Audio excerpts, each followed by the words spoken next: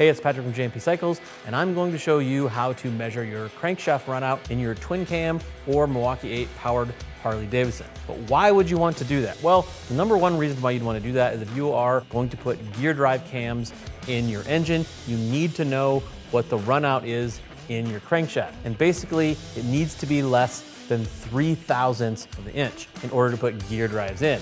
Well, what exactly is that runout? Well, we have our pinion shaft side of our crank here. And basically, as your motor is running, it is spinning. The little pinion shaft is sticking out and it's spinning, spinning, spinning. And the more runout that's in it, the more wobbly it's going to look on the end. You're probably not going to be able to see this with a naked eye, which is why we're going to show you how to measure it with a dial indicator, something that can measure down to the thousandths of the inch. If you have too much runout, those gears won't mesh right. You'll either have excessive wear in the gears or you'll have a catastrophic failure where those teeth will start to get sawed off. And something to note here, even though your runout on a stock crankshaft is whatever number we're going to come up with today, it still can shift over time. Harley Davidson flywheels have been known to do that, and whereas we may have that less than 3/1000ths run out today, we may not have that tomorrow if something happens and those flywheels shift. So just something to keep in mind. Another thing to keep in mind is Harley's serviceable limit on these cranks is somewhere in the neighborhood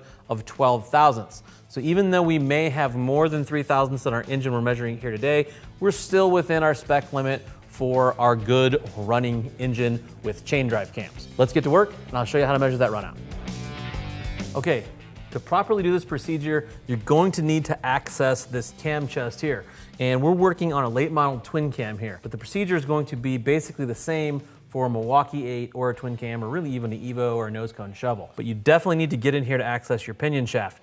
We have videos on cam install videos for both twin cams and Milwaukee 8 that I'll link you to. So if you need more direction on how to get this far, we'll get you there. I'm going to show you how to do this with Fueling's tool here, and there's a number of tools out there to make this easier. The reality is if you have a dial indicator and you have a way to hold it on here with a magnet or whatever setup you can come up with, you could still do this procedure. These tools make it very, very handy though. So the other thing you're gonna need to do is get the rear wheel up off of your bench. The flat jack is probably your best case scenario because you're going to need to rotate that wheel to then get this pinion shaft to rotate. So right now, our bike is blocked up here. We have it in 6th gear and I have the spark plugs out. Taking the spark plugs out just makes it turn over easier. First thing we're gonna do is we're gonna put our dial indicator in our tool. And then there's a little set screw on the back here. This is important. We need to tighten that down. You don't need to get crazy with it, but you need to make it snug. Whatever setup rig you put your dial indicator on here with, you wanna make sure it doesn't move. It cannot move. If it does move, you're gonna get a false measurement. Now that we have this on here, we're going to slip this over the pinion shaft. It's sitting on there, and then you can see here, Fueling has put a couple nice little TC. That's how we know where these fancy bolts go in here to secure this to the motor. You want to make sure this is snugged up. You can already see the needle move a little bit while I'm snugging it up.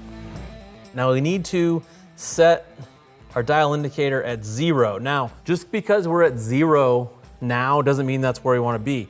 So it's best to probably have another set of hands with you at this point because you need somebody to rotate that wheel to make the pinion shaft rotate. And however far back this needle goes, that's where you need to set your 0. So if I was turning this over and this needle was bouncing back in here, I need to move my 0 back in there. So I'm all the way at the end of that runout, so to speak. So once you get it set with this dial indicator here, tighten it down so this doesn't move on you here. So now that I'm zeroed, I can turn my wheel over and see how much runout that crank has. Go around a couple times here.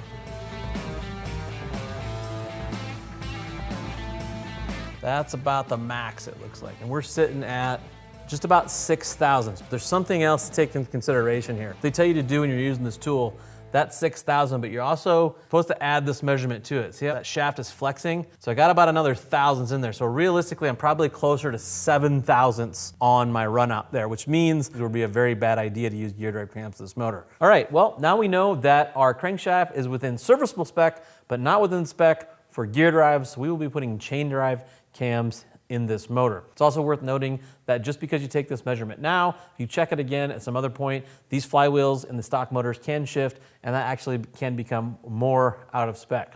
As always, if you have any questions, feel free to drop us a comment and go work on those motorcycles.